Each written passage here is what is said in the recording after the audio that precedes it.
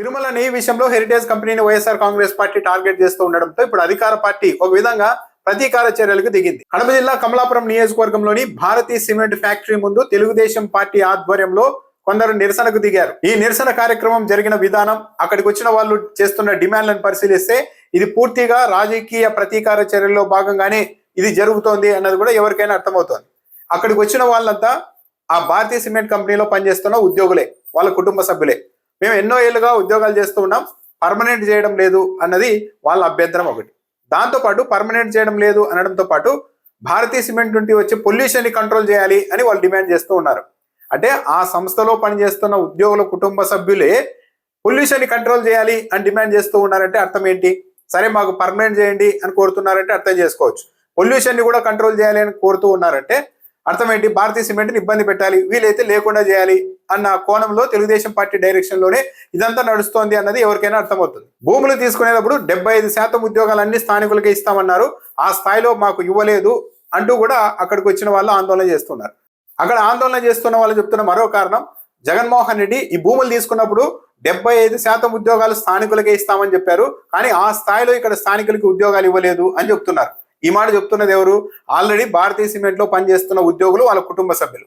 ఒకవేళ నిజంగానే జగన్మోహన్ రెడ్డి ఉద్యోగాలు ఇవ్వకపోతే ఆ ఉద్యోగాలు రాని వాళ్ళు వచ్చి అక్కడ ఆందోళన కార్యక్రమాలు నిర్వహించాలి. కానీ ఆల్రెడీ ఆ సంస్థలో ఇప్పటికే ఉద్యోగాలు చేస్తూ మాకు పర్మనెంట్ కాలేదు అని చెబుతున్న వాళ్ళే ఈ డిమాండ్ ను కూడా ఇతరులకు కూడా స్థానికులకు ఉద్యోగాలు ఇవ్వలేదు అని చెప్తూ ఉన్నారంటే ఇక్కడే వాళ్ళ మోటివ్ ఏంటి అన్నది క్లియర్ గా అర్థమైపోతుంది. నిజానికి ఈ భూముల్ని జగన్మోహన్ రెడ్డి చాలా ఎక్కువ ధర చెల్లించే కొనుగోలు చేశారన్నది జగమెరిగిన సత్యం.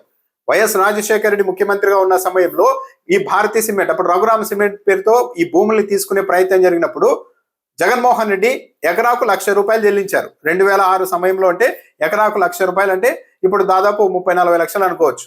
అంత ధర చెల్లించారు. అప్పుడు ఏం చేశారు తెలుగుదేశం పార్టీ వాళ్ళంతా?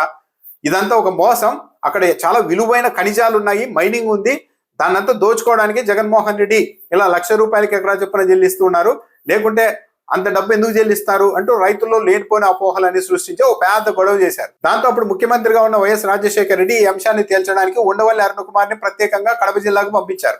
అప్పుడు ఆయన అక్కడ పర్యటించి అక్కడ భూములన్నీ పరిశీలించి ఇవన్నీ సాధారణ భూములు, చాలా ఖరీదైన భూములు కాదు అని ఉండవల్లి అరుణ్ కుమార్ గుర్తించడంతో పాటు తెలుగుదేశం పార్టీ వాళ్ళు ఆందోళన చేస్తూ ఉన్న నేపథ్యంలో అంతా పారదర్శకంగా జరగాలి అంటే జగన్మోహన్ రెడ్డి రైతుల నుంచి కొనుగోలు చేసిన ఆ భూములు కొనుగోలు చేశారు కదా, ఆ ఒప్పందాలన్నీ రద్దు చేసి ఓపెన్ ఆక్షన్ పిలవండి, అంటే బహిరంగ వేలానికి పిలవండి, ఈ భూముల్ని ఎవరైనా కొనుక్కుంటే ప్రభుత్వం వాళ్ళకే అప్పగించేలాగా చేయండి అని ఒక సిఫార్సు చేశారు. దానికి రాజశేఖర రెడ్డి అంగీకరించి బహిరంగ వేలం నిర్వహించారు.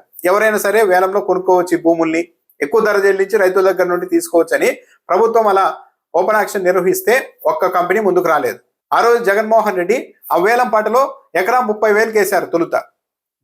దాన్ని దాటి ఏ ఒక్కరూ కూడా ముందుకు రాలేదు. అంటే తొలుత జగన్మోహన్ రెడ్డి ఒక్కో రైతుకు ఎకరాకి ₹1,00,000 చెల్లిస్తే తెలుగుదేశం పార్టీ వాళ్ళు చేసిన ఆందోళన కారణంగా ప్రభుత్వం బహిరంగ వేలం నిర్వహిస్తే ఏ ఒక్కరూ ముందుకు రాకపోవడంతో కేవలం 30,000కే జగన్మోహన్ రెడ్డికి ఆ భూములు దక్కే పరిస్థితి వచ్చింది. దాంతో మళ్ళా తెలుగుదేశం పార్టీ వాళ్ళు అందరినీ బెదిరించారు, అందుకే ఎవరు కూడా వేలం పాటలోకి రాలేదు అంటూ మళ్ళా ఆరోపణలు చేయడంతో మళ్ళా పిలిచారు. తెలుగుదేశం పార్టీ వాళ్ళు ఎవరైనా సరే డబ్బులు ఉన్న వాళ్ళు పాల్గొనండి, మీకు ఏదైనా బెదిరింపులు అలాంటివి ఉంటే రక్షణగా ప్రభుత్వం ఉంటుంది, మొత్తం భూములన్నీ మీ పేరు మీద రిజిస్ట్రేషన్ అయ్యే వరకు మేము చూసుకుంటామని ఉండవల్లి అరుణ్ కుమార్ తో పాటు ఆ రోజు రాష్ట్ర ప్రభుత్వం హామీ ఇచ్చింది. మళ్ళా రెండోసారి కూడా బహిరంగ వేలం నిర్వహిస్తే ఏ ఒక్క కంపెనీ కూడా ముందుకు రాలేదు. జగన్మోహన్ రెడ్డి వేసిన 30,000కే మళ్ళా భూములు దక్కే పరిస్థితి వచ్చింది. అయితే తొలుత ₹1,00,000 జగన్మోహన్ రెడ్డి ఎకరాకు చెల్లించేందుకు సిద్ధమైతే ఈ టీడీపీ నేతల మాటల కారణంగా బహిరంగ వేలం నిర్వహించడంతో 30,000కే కొనుగోలు చేసే పరిస్థితి వచ్చింది జగన్మోహన్ రెడ్డి. దాంతో రైతులంతా బాధపడుతూ ఉంటే జగన్మోహన్ రెడ్డి ఏం చేశారు?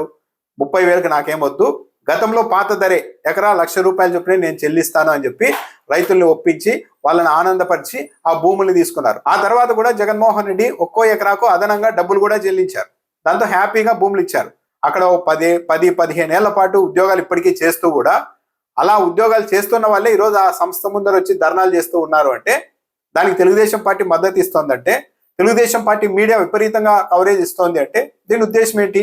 అది కూడా ఇప్పుడే ఎందుకు చేస్తున్నారు అంటే వైసీపీ హెరిటేజ్ సంస్థను టార్గెట్ చేస్తుంది కాబట్టి మా జైలుకి వస్తే మీ భారతీయ సిమెంట్ మీద కూడా మేము దాడులు చేయిస్తాం అని ఇండైరెక్ట్ గా ప్రభుత్వ పెద్దలు ఒక సంకేతాలు పంపేందుకు పూనుకున్నారు. ఉద్యోగులకు ఏదైనా ఇబ్బందులు ఉంటే సరే ఉద్యోగాలు పర్మనెంట్ చేయండి అని అడగచ్చు, అంతవరకు ఆగడం లేదు వాళ్ళు. కాలుష్యాన్ని నియంత్రించాలి అంటున్నారంటే సంస్థను లేపేయాలని ఉద్యోగులుగా పనిచేస్తున్న వాళ్ళే కోరుకుంటున్నారంటే వాళ్ళు నిజమైన నిజాయితీ ఉన్న ఉద్యోగులా కాదా అన్న ప్రశ్న కూడా ఇక్కడ వస్తుంది.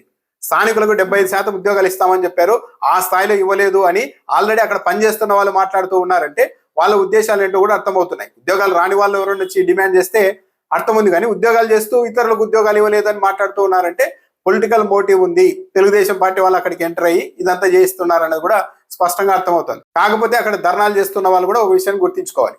గతంలో ఇలాంటివి కొన్ని కార్మిక సంఘాల నాయకత్వంలో సిమెంట్ కంపెనీల ముందు, పెద్ద పెద్ద ఫ్యాక్టరీల ముందు ఇలాగ ధర్నాలు చేసేవాళ్ళు. మాకు అది కావాలి ఇది కావాలనే డిమాండ్లతో ప్రైవేట్ సంస్థలకు సంబంధించిన దాని మీద చివరకు టెంట్లు వేసి రోజుల తరబడి నెలల తరబడి అక్కడ ధర్నాలు చేస్తే చివరకు ఉద్యోగాలు కోల్పోయి రోడ్డున పడ్డారు.